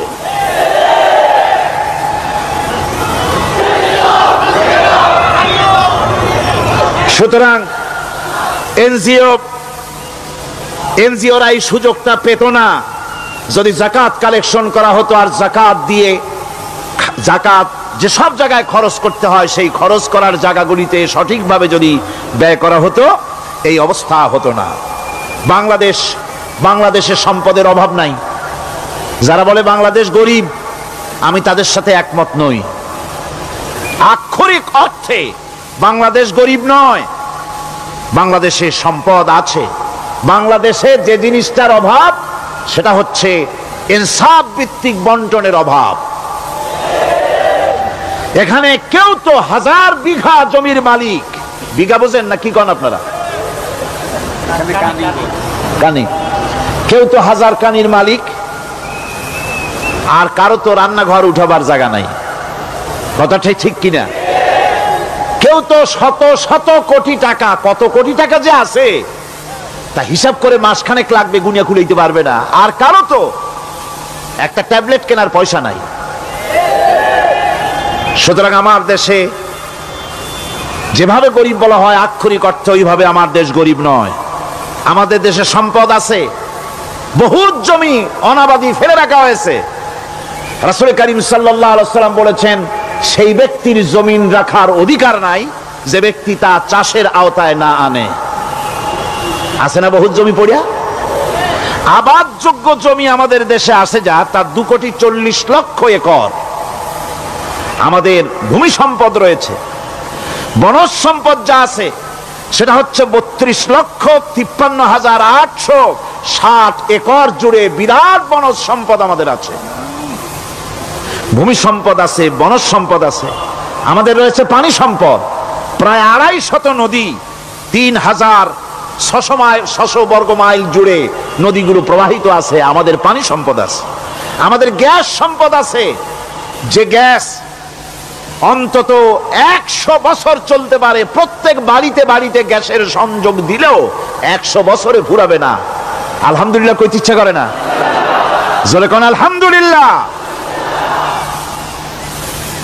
আমাদের গ্যাস সম্পদ রয়েছে, আমাদের মৎস্য সম্পদ আছে, পশু সম্পদ আছে, কৃষি সম্পদ আছে, আরো রয়েছে বিপুল জনশক্তি। জনশক্তিকে আজ সবচাইতে বার্ডেন মনে করা হয়। জনশক্তিকে বলা হয় বাংলাদেশের সবচাইতে বড় সমস্যা, জনশক্তি সমস্যা। এটা হচ্ছে যে সরকার আসে তারই ভূতে পায়, যে যায় লঙ্কা সে আর মানুষ হালে ফেরে না, মানুষগুলি তার জন্য জ্বালা। অথচ এই মানব শক্তি হচ্ছে শ্রেষ্ঠ শক্তি। ইউনিভার্সিটি জনমের মতো না বাড়াইয়া, এখন তো ইউনিভার্সিটি দাবি করতেছে সকলে, গ্রামে গঞ্জে থানায় রান্নাঘরে সব জায়গায় কয় আমাদের ইউনিভার্সিটি দাও। আর ইউনিভার্সিটির ফজিলত কি তা তো আমরা দেখতেইছি। এর থেকে বেশি করে পলিটেকনিক ইনস্টিটিউট, ভোকেশনাল ইনস্টিটিউট ইত্যাদি যদি বানানো হতো, ভিক্ষার হাতকে কর্মীর হাতে যদি পরিণত করা যেত, মানুষগুলিকে যদি কর্মক্ষম করা যেত, তাদেরকে যদি মডার্ন টেকনোলজি যদি শিক্ষা দেওয়া যেত, তাহলে এই মানব শক্তি রপ্তানি করে বা পৃথিবীর বিভিন্ন দেশ থেকে মূল্যবান বৈদেশিক মুদ্রা অর্জন করা যায়। সেটা না করে মানুষ হইছে জ্বালা, জনমের মতো এদেরকে মারো। এটা হচ্ছে ট্রেনের 3rd ক্লাস প্যাসেঞ্জার্স মেন্টালিটি। সেটা কিরকম? সেটা হচ্ছে ট্রেনে যখন মানুষ চলে 3য় শ্রেণীতে, একবার উঠে বসলে সে অন্যের জন্য জায়গা ছাড়ে না। জায়গা খালি আছে, আরেকজন আসে বললে ভাই আমার একটু বসতে দাও, কয় না ভাই এখানে লোক আছে। আসলে কিন্তু লোক নাই। আপনি যদি বলেন যে সেই লোক আসলে আমি জায়গা ছেড়ে দেবো, ততক্ষণ তো বসি। আপনি বসলেন, এরপরে আপনি তো বুঝছেন যে লোকটা ফাঁকিতেছে, ওই চিন্তা আপনার মধ্যেও ঢুকবে। আরেকজন আসবে, বসার জায়গা আছে, আপনি বলবেন না এখানে জায়গা নাই। ট্রেনের 3rd ক্লাস প্যাসেঞ্জারদের যে মন মানসিকতা, বর্তমান মুসলিম দেশগুলির সরকার প্রধানেরা ঠিক ট্রেনের 3rd ক্লাস প্যাসেঞ্জারদের চাইতো 3rd ক্লাস। মানব শক্তিকে কাজে লাগাবার চিন্তা না করে উল্টা চিন্তা তারা করছেন। এত সম্পদ থাকা সত্ত্বেও বাংলাদেশ আজ যে অভাব সৃষ্টি হয়েছে তা কৃত্রিম, এবং তা সৃষ্টি হয়েছে এটা এর একমাত্র দায়ী এর জন্য রাজনৈতিক ষড়যন্ত্র। রাজনৈতিক ষড়যন্ত্রের কারণেই এই অভাব সৃষ্টি হয়েছে। গোড়া থেকেই আমাদের দেশটি ষড়যন্ত্রের শিকার। প্রথমে ব্রিটিশ বেনিয়ারা 200 বছর পর্যন্ত গোলামির জিনজির পরিয়ে দিয়েছে। 200 বছর গোলামির পর দ্বিজাতি তত্ত্ব এবং মুসলিম সংখ্যাগরিষ্ঠতার ভিত্তিতে 47-এর আজাদি, তারপর পশ্চিমাদের শোষণ বঞ্চনা থেকে মুক্তি লাভের জন্য 71-এর আজাদি, এরপরে দেশের 90% হচ্ছে মুসলমান। 90% কারা? চিল্লায় বলেন না কারা? পৃথিবীর এই দ্বিতীয় বৃহত্তম মুসলিম জনগোষ্ঠীকে খ্রিস্টান আর ইহুদিরা তারা চেয়েছে জনগণকে খ্রিস্টান বানাতে। আমাদের দেশের জনগণকে তারা চায় খ্রিস্টান বানাতে। যারা কমিউনিস্ট তারা চায় আমাদেরকে নাস্তিক বানাতে। আর পার্শ্ববর্তী দেশের পেইড এজেন্ট যারা আমাদের দেশে আছে তারা চায় পৃথিবীর নিকৃষ্টতম কুফরি মতবাদ, ধর্ম নিরপেক্ষ মতবাদের মাধ্যমে গোটা জাতিকে ধর্ম থেকে দূরে সরিয়ে দিতে চায়। সুতরাং এই ষড়যন্ত্রের শিকার হয়ে আছে বাংলাদেশ।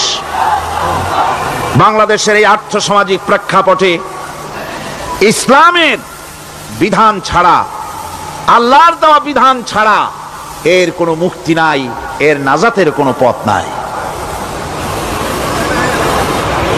আল্লাহ রসুল ক্ষমতা আরোহণ করলেন, রাষ্ট্রের মালিক হলেন, প্রেসিডেন্ট হলেন। রাসূলুল্লাহ কি হলেন? আল্লাহর নবী প্রেসিডেন্ট হলেন।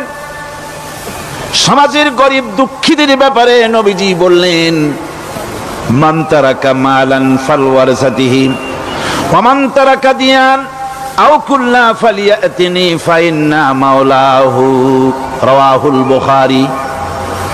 নবীজি বলেন, যে ব্যক্তি মারা গেল, মরে যাওয়ার পর তার যে সম্পদ থাকবে, এই সম্পদগুলি সে যে সন্তান স্ত্রী পুত্র যাদের রেখে গেছে তা তাদের জন্যে। আর যদি সে ঋণগ্রস্ত, যদি ঋণ অবস্থায় সংসারকে রেখে যে থাকে, তাহলে তার ঋণের বোঝা, ঋণের পরিশোধের দায়িত্ব আমি মুহাম্মদ সাল্লাল্লাহু আলাইহি ওয়াসাল্লাম নিয়ে নিলাম। সমাজের যার কোনো অভিভাবক নাই তার অভিভাবক আমি মুহাম্মদ সাল্লাল্লাহু আলাইহি ওয়াসাল্লাম। যার কোনো অভিভাবক নাই সেজন্য আমার কাছে চলে আসে। ইসলামী রাষ্ট্র এই বিধান পেশ করেছে। এর চাইতে সুন্দরতম বিধান পৃথিবীতে আর কেউ দিতে পারে নাই। সেজন্য সেই সমাজে চুরি বন্ধ হয়েছে, ডাকাতি বন্ধ হয়েছে, জেনা বন্ধ হয়েছে, সব বন্ধ হয়ে গিয়ে সুন্দর একটি সমাজ প্রতিষ্ঠিত হয়েছিল। আর রাসূল বলেছিলেন, খাইরুল কুরুনে কারনি, সর্বশ্রেষ্ঠ যুগ হলো আমার যুগ। সুবহানাল্লাহি বিহামদিহি। মানুষ দরজা খুলে ঘুমায়েছে, কারো ক্ষুধার কষ্ট নাই, পড়ার কষ্ট নাই, খাবারের চিন্তা নাই, চুরি ডাকাতির ভয় নাই, ভয় মুক্ত। ওই যে গতকাল বলেছিলাম, যেমন একটা সমাজ আসবে, খাব্বাব চিন্তা করো না, আমি কসম করছি এমন একটা সমাজ প্রতিষ্ঠিত হবে যেই সমাজে চুরি ডাকাতি জেনা ব্যভিচার হত্যা ধর্ষণ কোনো ভয় থাকবে না। লা ইয়াখাফু ইল্লাল্লাহ, আল্লাহ ছাড়া কারো কোনো ভয়, মনের ভিতরে ভয় থাকবে না। ওয়ালাকিন্নাকুম তাস্তাজিলুন, তোমরা বড্ড তাড়াহুড়ো করতেছো, বেসবর হচ্ছ, সবর করো, তাড়াহুড়ো করো না। এমন সমাজ আসবে। রাসূলুল্লাহ এরকম একটা সমাজ গোটা পৃথিবীবাসীকে উপহার দিতে পেরেছিলেন না পারেন নাই? পেরেছিলেন কিনা? সেই কথাই আল্লাহ রাব্বুল আলামিনের কথার সঙ্গে এবার মিলান। লাইসাল বিররা আন তুওয়াল্লু বুজুহাকুম কিবালাল মাশরিকি ওয়াল মাগরিব। পূর্ব পশ্চিমে কত মাথা ঘুরালে, চেহারা ঘুরালে এটাই কিন্তু তোমার পুণ্যবান হওয়ার জন্য, নেককার হওয়ার জন্য যথেষ্ট নয়। বরং যথেষ্ট হলো আল্লাহর প্রতি ঈমান আনো, কিতাবের প্রতি, পরকালের প্রতি, ফেরেশতার প্রতি, নবীদের পরে ঈমান আনো।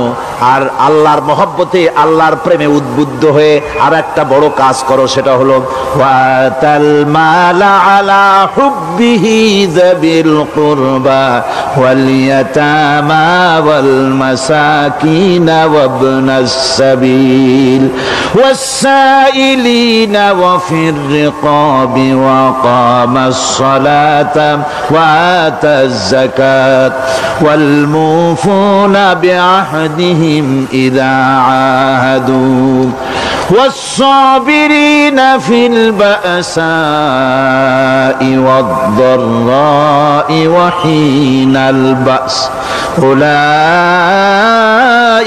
الذين صدقوا وأولئك هم المتقون। আরেকটি গুরুত্বপূর্ণ কাজ করতে হবে আল্লাহ পরকালে বিশ্বাস করার সাথে সাথে, সেটা হলো এই তোমাদের জানের মতো প্রিয় ধন এবং সম্পদকে আল্লাহর মহব্বতে খরচ করতে হবে। সেজদা দিয়া কপালে দাগ লাগাইছো কিন্তু প্রতিবেশীকে সাহায্য করো নাই, গরিবদেরকে দাও নাই, এতিমকে দাও নাই, বোনকে ঠকাইছো, মেয়েকে ঠকিয়েছো, তোমার ওই সেজদায় কিয়ামতে কাজ দিবে না। প্রকৃতপক্ষের নেককার পুণ্যবান হওয়ার জন্য গরিব জনসাধারণকে সহযোগিতা করতে হবে। এরপরে মাঝখান থেকে যেটা বাদ দিয়েছিলাম, বলেছিলাম নামাজ এবং যাকাত। আমি যাকাতটা কালকে আগে নিয়ে এসেছিলাম, নামাজটা ছিল আগে। সেই নামাজটা যেহেতু আলাদা একটা বিষয় হবে আর যাকাতটা সাদকার সাথে সামঞ্জস্য আছে, সেই জন্য যাকাত আর সাদাকার কথাটা একসঙ্গে মিলাই বলেছিলাম। এখন শুরু করছি নামাজ। সালাত, সালাত এর আবিধানিক অর্থ হচ্ছে কোন জিনিসের দিকে মুখ ফিরানো। সালাতের অর্থ হচ্ছে নিকটবর্তী হওয়া, মুখ ঘুরানো, মুতাওয়াজ্জা হওয়া। ওই যে হযরত ইব্রাহিম আলাইহিস সালাম বলেছিলেন, ইন্নী ওয়াজ্জাহতু ওয়াজহিয়া লিল্লাযী ফাতারাস সামাওয়াতি ওয়াল আরদ। জানেন আপনারা? পড়েন, ইন্নী ওয়াজ্জাহতু ওয়াজহিয়া লিল্লাযী ফাতারাস সামাওয়াতি ওয়াল আরদা হানিফা ওয়া মা আনা মিনাল মুশরিকিন। নিশ্চয় আমার মুখ ঘুরায় দিলাম কার দিকে? যিনি আকাশ এবং জমিনের স্রষ্টা, সব কিছুর মালিক যিনি, তার দিকে আমি মুতাওয়াজ্জা হলাম। নামাজের অর্থই হচ্ছে মুতাওয়াজ্জা হওয়া, মুখ ঘুরিয়ে দেওয়া, চেহারা ঘুরিয়ে দেওয়া। আর নামাজের আরেক অর্থ হচ্ছে নিকটবর্তী থেকে আরো নিকটবর্তী হওয়া। আমরা কি নিকটবর্তী হতে চাই? না বুঝলে কবেন কি? নিকটবর্তী হইতে চাই কার? আল্লাহ। আমরা কি আল্লাহর নিকটবর্তী হতে চাই? আল্লাহ রাব্বুল আলামিন বলেন, নিকটবর্তী হতে হলে ওয়াসজুদ ওয়াকতারিব, সেজদা দাও আর সেজদার মাধ্যমে আমার নিকটবর্তী হয়ে যাও। সেজদা দিলেই আল্লাহর নিকটবর্তী হওয়া যায়। কোন সুবহানাল্লাহ। সাহাবী, আল্লাহ নবীর সাহাবী প্রশ্ন করেছেন, নবীজি বান্দা কখন আল্লাহর নিকটবর্তী হয়ে যায়? নবীজি বলেছেন, বান্দা যখন সেজদা দেয় তখন আল্লাহর বান্দার মাঝে কোনো হিজাব থাকে না, একদম আল্লাহ পাকের নিকটবর্তী হয়ে যায় বান্দা যখন সেজদায় পড়ে যায়। সুতরাং নামাজ হচ্ছে নিকটবর্তী হওয়া, সালাত এটা হচ্ছে নিকটবর্তী হওয়া। নামাজ ফরজ হওয়ার কারণ হচ্ছে এই যে মানুষ আল্লাহর বান্দা বা গোলাম হিসেবে সৃষ্টি হয়েছে, তাই একমুখী হয়ে রবের বন্দিগি করা এটা হচ্ছে তার স্বাভাবিক একটা প্রকৃতি। আল্লাহ রাব্বুল আলামিন এই প্রকৃতির দাবি মিটাবার জন্যই নামাজের ব্যবস্থা করেছেন। মানুষের ফিতরত, মানুষের নেচার, মানুষের ফিতরত হচ্ছে এই যে কারো না কারো কাছে মাথা নত করা, হাত জোড় করা, মাথা নত করা, সার্বভৌমত্বের মালিক কাউকে মনে করা। হাত জোড় করতে হলে, মাথা নত করতে হলে, সার্বভৌমত্বের মালিক হিসেবে কাউকে গ্রহণ করতে হলে আল্লাহর বিকল্প কেউ আছে নাকি? ইসলামের মূল দাওয়াতটা হলো ফিতরাত অনুযায়ী দাওয়াত দেওয়া হয়েছে, মানুষ যেন মাথা নত করে গোলামি করে।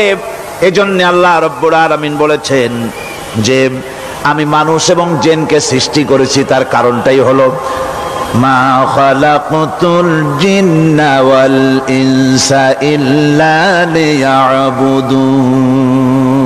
মানুষ আর জিন জাতিকে সৃষ্টি করা হয়েছে ইবাদতের জন্য, গোলামির জন্য। ইবাদত আর গোলামি এটাই করতে হবে, গোলামি করতে হবে, দাসত্ব করতে হবে।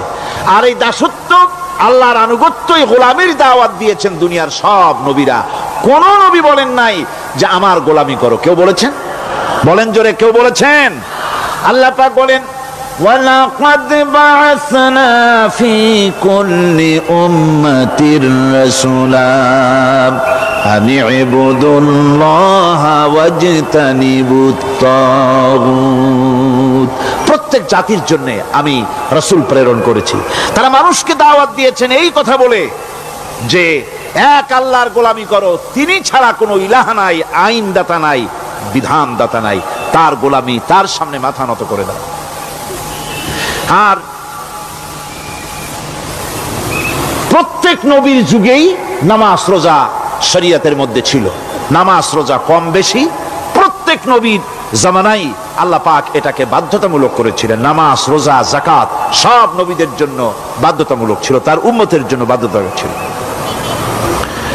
নামাজ হচ্ছে তাওহীদের অবশ্যম্ভাবী এক বহির্প্রকাশ। তাওহীদের জন্য তাওহীদবাদী মানুষ যারা, তাদেরকে নামাজ আদায় করতেই হবে। আকীদা বিশ্বাসের দিক থেকে তাওহীদ যদি হয় পুরা দ্বীনের মূল উৎস, তাহলে আমলের দিক থেকে নামাজ হচ্ছে পুরা দ্বীনের মূল ভিত্তি। নামাজ হচ্ছে আমলের মূল ভিত্তি, এর বাস্তবায়ন ছাড়া দ্বীন পূর্ণ হয় না। নামাজ মুমিনের কেবলমাত্র একটি উত্তম আমলই নয়, বরং নামাজ হচ্ছে ইমানের মূল ভিত্তি। যার কাছে নামাজ নাই তার কাছে কিছুই নাই। রাসূল করিম সাল্লাল্লাহু আলাইহি ওয়াসাল্লাম বলেছেন যে নামাজ যে ব্যক্তি পড়ে না, আল্লাহ পাকের সাথে তার কোনো সম্পর্ক বাকি থাকে না। সুতরাং এই নামাজটা হচ্ছে এই যে একমাত্র একাগ্র চিত্তে আদবের সাথে আল্লাহর সামনে রুজু হয়ে যাওয়া।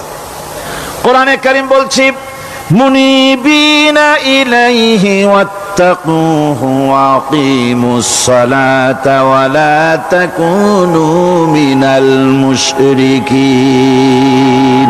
তোমরা আল্লাহর দিকে রুজু হয়ে যাও এবং তাকে ভয় করে অন্যায় কাজ থেকে বিরত থাকো, আর নামাজ কায়েম করো, মুশরিকদের অন্তর্ভুক্ত হয়ে যেও না। নামাজ কায়েম করা, নামাজের আদেশ কোরআনে কারীমের মধ্যে আল্লাহ পাক বহু জায়গায় করেছেন। ইমানের পর নামাজই হচ্ছে সবচেয়ে বড় জরুরি।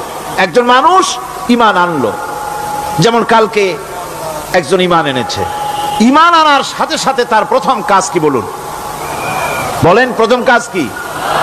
ফজরের নামাজের আগে একজন ইসলাম কবুল করলেন, তার প্রথম দায়িত্ব নামাজকে আদায় করে দেওয়া, ফজরের নামাজ পড়া। জোহরের আগেই কেউ ইমান আনলো, তার প্রথম দায়িত্ব জোহরের নামাজ আদায় করা। আসরের নামাজের আগে ইমান এনেছে, তার প্রথম দায়িত্ব হলো আসরের নামাজ আদায় করা। তার মানে হলো ইমান আনার পর একজন ইমানদারের প্রথম দায়িত্ব হচ্ছে নামাজ। গুরুত্বপূর্ণ বিষয়, খুব ভালো করে শুনতে হবে, ইয়াদ রাখতে হবে প্রত্যেকটি মুসলমানের। এই নামাজ কি জিনিস, কেমনে আদায় করতে হবে, আদায় না করলে কি হবে, গুরুত্বপূর্ণ এই কথাগুলি প্রত্যেকের স্মরণ রাখতে হবে। হযরত মূসা আলাইহিস সালামকে আল্লাহ রাব্বুল আলামিন ওহী প্রদান করলেন। যেদিন ওহী দিলেন, ওহী দিয়ে সেই মুহূর্তে আল্লাহ পাক তাকে শোনালেন, ইন্নানি আনাল্লাহ লা ইলাহা ইল্লা আনা ফা'বুদনি ওয়াকিমিস সালাতা লিযিকরি।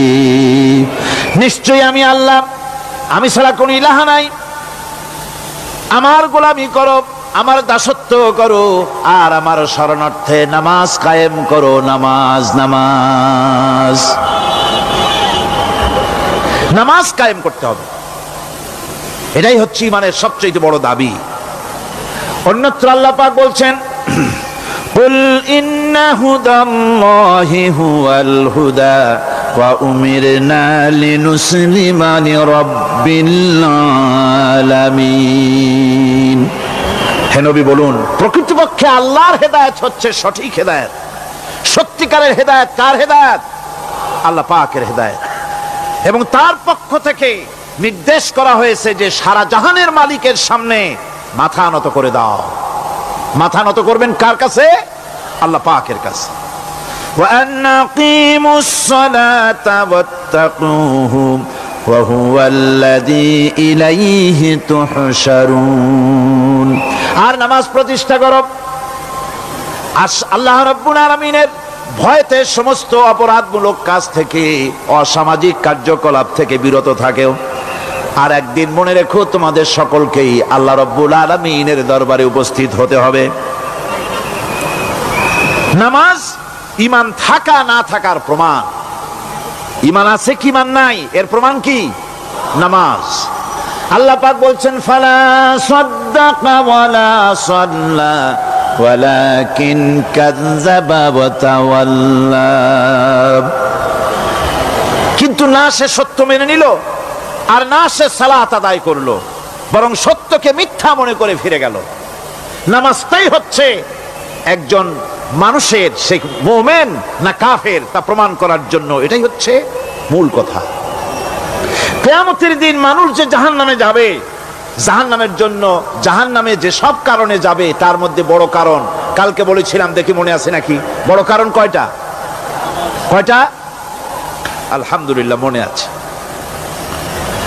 আল্লাহ রাব্বুল আলামিন বলেন, ইয়াতাসাআলুনা আনিল মুজরিমিন। কিয়ামতের দিন অপরাধীদেরকে জিজ্ঞেস করা হবে, মা সালাকাকুম ফি সাকার, জাহান্নামে কেন আসছো? জবাবে তারা বলবে, ক্বালু লাম নাকু মিনাল মুসাল্লিনা ওয়া লাম নাকু নুতঈমুল মিসকিন। নামাজ পড়ি নাই, আর এতিম মিসকিনদের খেতে দেই নাই, এই কারণেই জাহান্নামে এসেছি। নাউযুবিল্লাহ। নামাজ যারা পড়বে না জাহান্নামে যেতে হবে। কোথায় যেতে হবে? কেউ কেউ মনে করতে পারবেন নামাজের ওয়াজ তো বহু শুনছি, এর চাইতে গুরুত্বপূর্ণ জিনিস আর নাই।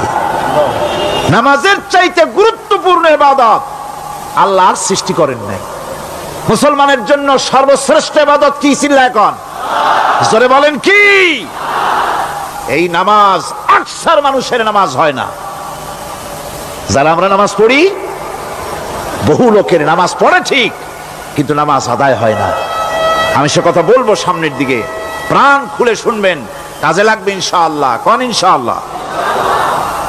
আকীদাগত দিক থেকে ঈমান হলো তাওহীদের স্বীকৃতি, আর আমলের দিক থেকে নামাজ হচ্ছে তাওহীদের বহিঃপ্রকাশ। আপনি মুসলমান তা প্রমাণ হবে নামাজ দিয়ে। নামাজহীন ঈমানের দাবি মূল্যহীন। যার নামাজ নাই তার ঈমানের দাবি করার কোনো মূল্যই নেই। অনেক এরকম কথা বলে, হুজুর আমি মানুষটা নিতান্ত খারাপ না, যাই মনে করেন, গ্রামে রাস্তা বানাইছি, ব্রিজ করে দিয়েছি, কালভার্ট করেছি, এতিম মিসকিনদের তাও মাঝে মধ্যে খাবার দেই। নামাজ হচ্ছে ইসলামের গণ্ডির মধ্যে প্রবেশের প্রমাণ। কোরআনে কারীম বলছে, ফাইন তাবু ওয়া আকামুস সালাতা ওয়া আতাউজ যাকাতা ফাইখওয়ানুকুম ফিদ্দীন। সূরা তাওবা এসেছে। তারা যদি তওবা করে আর নামাজ কায়েম করে, যাকাত যদি আদায় করে, তাহলে এখন তোমাদের সে দ্বীনি ভাই, এখন ভাই হয়ে গেল। একটু আগে ছিল কাফের মুশরিক, এখন তোমার দ্বীনি ভাই। দ্বীনের গণ্ডির মধ্যে প্রবেশ করা, কলেমা পড়ার সাথে সাথেই নামাজ। নামাজ হচ্ছে দ্বীনের প্রধান গেট, দ্বীনের প্রধান তোরণ। দ্বীনের মধ্যে প্রবেশ করার জন্য এই গেট দিয়ে প্রবেশ করতে হবে। সুতরাং এই নামাজের এতই গুরুত্ব দেওয়া হয়েছে। ইসলাম যদি ক্ষমতায় আসে, আল্লাহ যেন এনে দেন, জোরে কোন আমিন।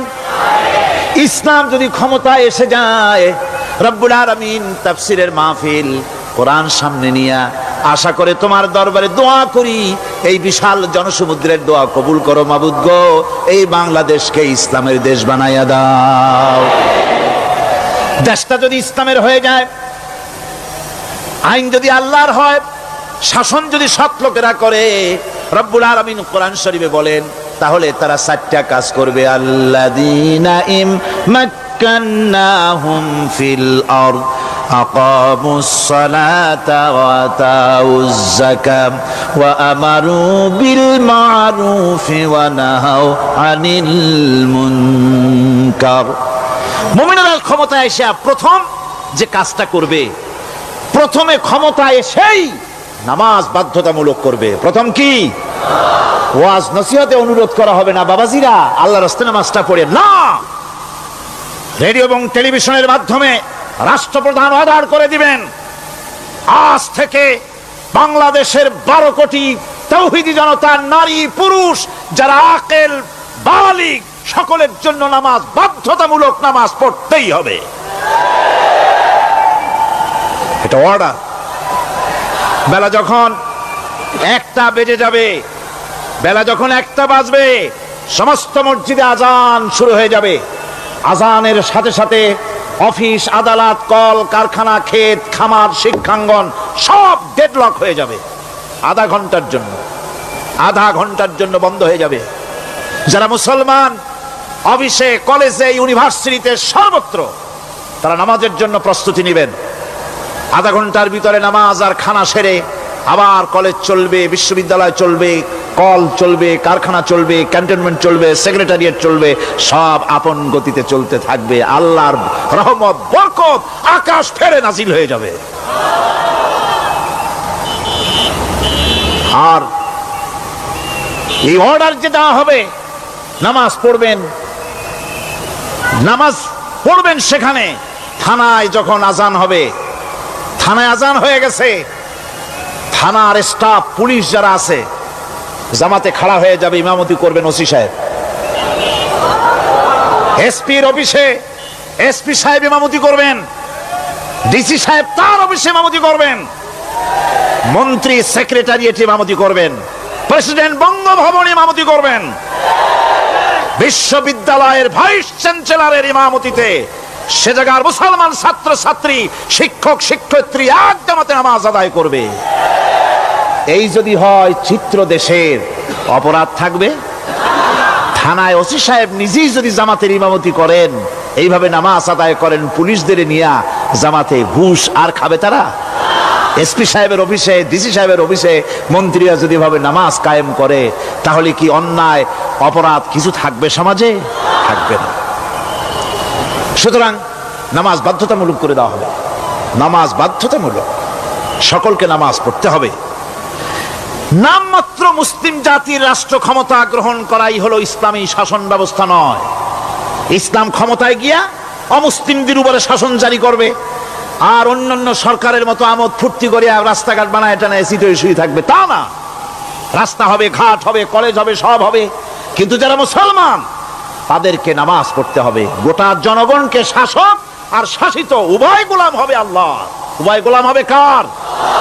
তখন প্রেসিডেন্টের বাবার ক্ষমতা নাই নিজের কোন আইন চালু করে, পার্লামেন্টের বাবার ক্ষমতা নাই ইসলামের বিরুদ্ধে টু শব্দটি করতে পারে। সেখানে শাসক আর শাসিত, শাসক আর শাসিত হয়ে যাবে একজন এক হুকুমদাতার গোলাম। সে হুকুমদাতাকে ইনিল হুকুমু ইল্লা লিল্লাহ আলা লাহুল খালকু ওয়াল আমর। প্রেসিডেন্ট থেকে শুরু করে শাসক আর শাসিত সব আইন মানবে ওই আল্লাহ রব্বুল আলামিনের, যিনি এই তামাম জাহান সৃষ্টি করেছেন। সৃষ্টি যার আইন চলবে সেই আল্লাহ রব্বুল আলামিনের, এবং তার আইনের সার্বিক অনুসরণ করে চলতে হবে সকলকে। এক কথায় ইসলামী সরকারের সমস্ত ক্ষমতা ব্যয় হবে নামাজ কায়েম করা আর যাকাত আদায় করার ব্যাপারে। নামাজ যদি কায়েম হয়ে যায়, যাকাত যদি আদায় করা হয়, দুঃখ, দারিদ্র, কষ্ট কিছুই থাকবে না, বেকার সমস্যা থাকবে না। সমস্ত বেকারদেরকে চাকরি না পাওয়া পর্যন্ত বেকার ভাতা দেওয়া হবে। বুড়ো মানুষেরা যখন বুড়ো হয়ে যায়, ছেলের কাছে আদর নাই, বউর কাছে কদর নাই, আর ছেলে বউ বদদোয়া করতে থাকে, বুড়ারা মরে না কেন? আছেন আমাদের সমাজে। ইসলামী সরকার এলে পরে এই বৃদ্ধ মানুষদের ব্যবস্থা করা হবে, তাদের প্রতি এই ধরনের অসদাচরণ কেউ করতে সাহস পাবে না। সুতরাং নামাজ প্রতিষ্ঠা এবং যাকাত আদায় হলেই সমাজের অন্যায় অবিচার যা আছে তার 12 আনাই বিলুপ্ত হয়ে যাবে। কোন আলহামদুলিল্লাহ।